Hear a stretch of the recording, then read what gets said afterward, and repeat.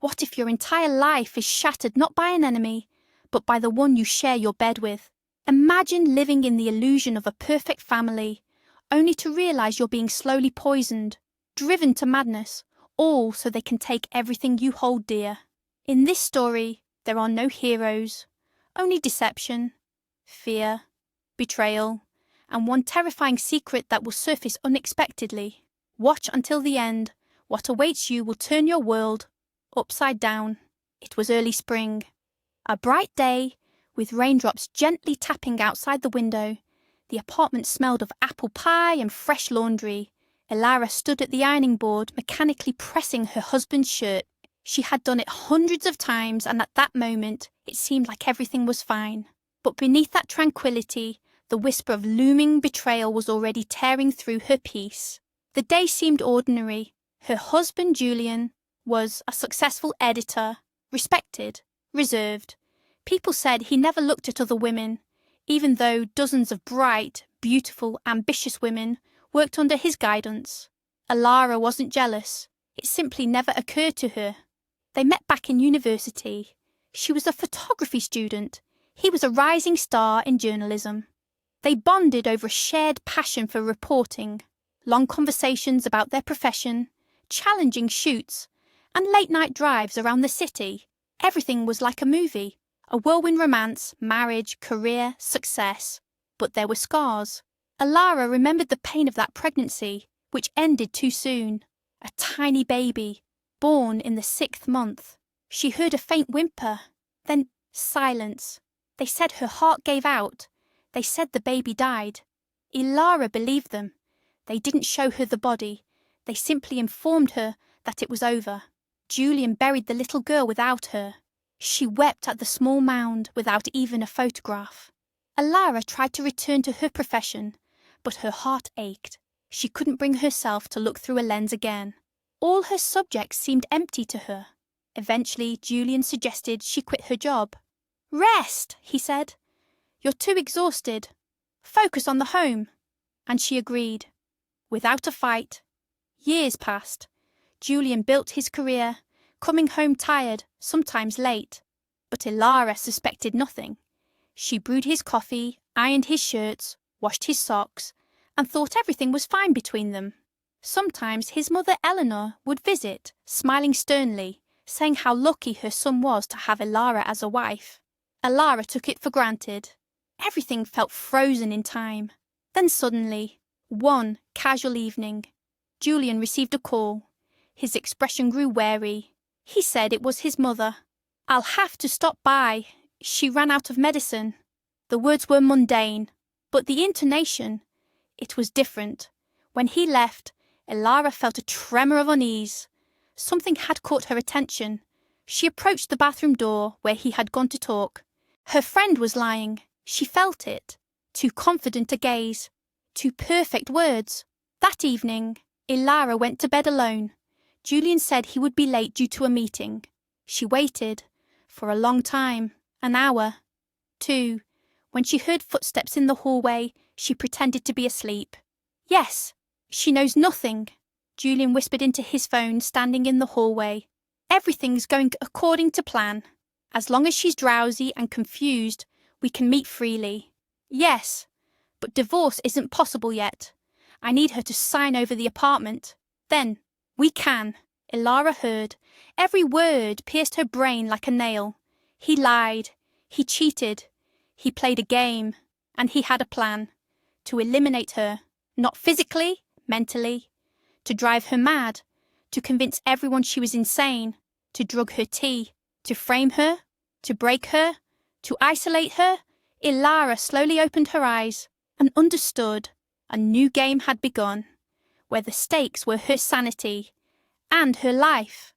The next morning, Elara woke with a heaviness in her chest, not from illness, from realization, from a truth that could no longer be dismissed.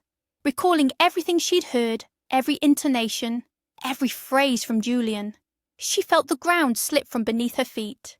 He had mentioned drops, dosage, clouding of the mind. This meant everything she had been experiencing, the sluggishness, the drowsiness, the strange dreams, wasn't accidental. He really was adding something to her tea. Ilara stood up, slowly as if moving through viscous water. She headed to the kitchen. Everything seemed normal, but she now looked at her home as a trap. She opened all the cabinets, looked behind the cereals, under the sink, in the medicine cabinet. Nothing. No vials, no packages, no sachets of powder. Then Julian's office, desk, drawers, nightstand. Clean. No traces left. But he had said it. He confessed. So he carries it with him, hides it, and, perhaps, continues to do so. She returned to the bedroom, lay down, and pretended to be ill, to mislead him, to buy time. Julian returned at lunchtime, with flowers, a smile, and chocolates. Still feeling weak. My head hurts, Ilara whispered, looking at the floor. Perhaps some tea, he asked softly. Only if you make it. He nodded and went to the kitchen. She heard the faucet creak, him pouring something, a spoon clinking, and then a pause, a long one, and then footsteps again. He returned with 2 cups. She smiled and asked, "Please bring my phone. I want to call my mum." While he was gone, Ilara switched the cups. Her tea became his. His! She poured down the sink, filling her own cup with plain water. She didn't know what he was adding, but she wasn't going to be a guinea pig anymore. He returned, and they drank in silence. Julian, as usual, talked about the office. Ilara nodded and nodded, all while watching him sip from the cup into which he had, presumably, slipped poison himself. "I found your number through the clinic you're registered with." Ilara tensed. "I'm sorry, but this is rather unexpected. Why are you calling?" A pause. All she could hear through the receiver was her own quickened breath. "I'd like to speak with you in person. This concerns your daughter." Silence. Thick. Viscous, like syrup. Ilara's heart stopped for a few seconds. "My daughter," she repeated barely audibly. Yes, she sat in a downtown cafe. In the hands of the woman opposite her was a folded local newspaper, the sign by which she was to recognize her. Ilara entered and immediately froze. This was the same woman Julian had met in the park, the one she had once mistaken for his mistress. "You!" Ilara barely breathed. "Yes," the woman nodded. "My name is Olivia. Please sit down, we need to talk." They sat. Ilara felt the cup tremble in her hand. "You see," Olivia began, "your daughter, Lily, needs surgery. Complex. Urgent. We're afraid of losing time. I reached out to your husband. He gave 10,000 and said, 'There's nothing more I can do to help.'" "Which Lily?" Ilara interrupted her. "My daughter died 6 years ago. The doctor told me. We buried her." "You're mistaken." Olivia was silent. Then, without taking her eyes off Ilara, she revealed. The girl, Lily Juliana Stepanova. Born extremely premature. She was refused from the maternity hospital. The signature on the document is yours." "That's impossible," Ilara rasped. "I didn't sign anything. My child. I was told she died." Olivia took out her phone and showed her a photo of the document. Ilara stared.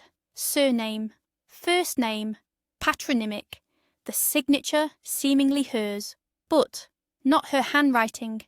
"This is a forgery," she whispered. "I didn't give her up. I didn't see my girl. They wouldn't let me. I was deceived." She gasped for air. Her world was crumbling. All the walls she had built for so long disintegrated into dust. "She's alive," Ilara repeated, clenching her fingers until they ached. "Alive. She's 6. She has serious vision problems. But she's amazing. Smart, kind, sensitive. She looks very much like you." Ilara didn't remember leaving the cafe, or getting into the taxi, or the drive. The world swam. The faces of people on the streets were blurred, as if everything was happening underwater. When they arrived at the children's home, the director met her with hostility. "You're here! Woken up! Gave her up 6 years ago. Now your conscience kicks in. This isn't a circus, madam. I didn't sign anything. I was told she died. I have a death certificate, a grave." The director fell silent, looked at her with a different expression. Well then, that changes things. Follow me. And they walked down a long corridor with faded walls, smelling of boiled beets and cheap detergents. Somewhere in the depths of that building, Ilara knew she would meet her daughter. Without accusations, just stories, pictures, portraits, eyes, real, strong, touching, the invisible project. Ilara picked up the camera she hadn't touched in 6 years. From the very first shot, her breathing steadied, her hands firmer. She became herself again. Posts went live on social media, reposts, comments, involvement from charitable foundations. 2 weeks later, a well-known foundation transferred money for the surgery. 3 weeks later, Ilara received a call from a TV show. They wanted an interview. At that moment, Julian realised he was losing ground. He came home with a bouquet, a ring, with apologies, with a pathetic charade. Ilara, I understand everything. Forgive me. I was a fool. I couldn't live without you. She smiled, calmly. I understand everything too, Julian. And I'm sorry, but it's too late now. He didn't have time to say anything. A woman with a folder in her hands appeared in the hallway. Hello, I'm a prosecutor's investigator. Julian Grigorievich Stepanov. He paled. What's this about? Suspicion of forgery, unlawful detention of a child, attempted poisoning, and falsifying documents. You'll come with us. Julian looked at Ilara. This was you. Yes, she nodded. It was me. Eleanor tried to intervene. Later, she called, came over, knocked on the door, shouted, He's your husband! You're destroying everything! Why? Ilara opened the door, looking her straight in the eyes. You know how many times I thought you were strict but fair? You're just like him. A traitor. It was for his future, the mother-in-law whispered. What about mine? What about Lily? What will you do now? Eleanor asked. Live, Ilara replied calmly. With my daughter. In my apartment. At my own pace. Without you. The door closed. That same day, Ilara arrived at the clinic. Little Lily sat on the bed drawing. A son and a house. She looked up. Auntie Ilara, will you come again? Of course, she smiled. I'll always be by your side now. And she hugged her daughter. Tightly. Truly. A month passed. Ilara stood by the window of the children's ward, watching Lily draw a rainbow with markers. Her surgery had been successful. Her vision was stabilised. And now the girl could distinguish colours, shapes, even read simple books. Everything Ilara had feared was behind her. Almost everything. One day, returning home, she found a notice in her mailbox. Court. A hearing in the case of Julian Stepanov. She no longer felt fear. Only an inner resolve and clarity. The trial didn't last long. There was enough evidence. The forged deed of gift. Drug test results. Audio recordings of conversations. Documents for abandoning the child with a falsified signature. Ilara presented it all calmly, coolly. Without tears, without shouting. There was no point in emotions anymore. Only facts. Julian remained silent. His face turned grey, like old concrete.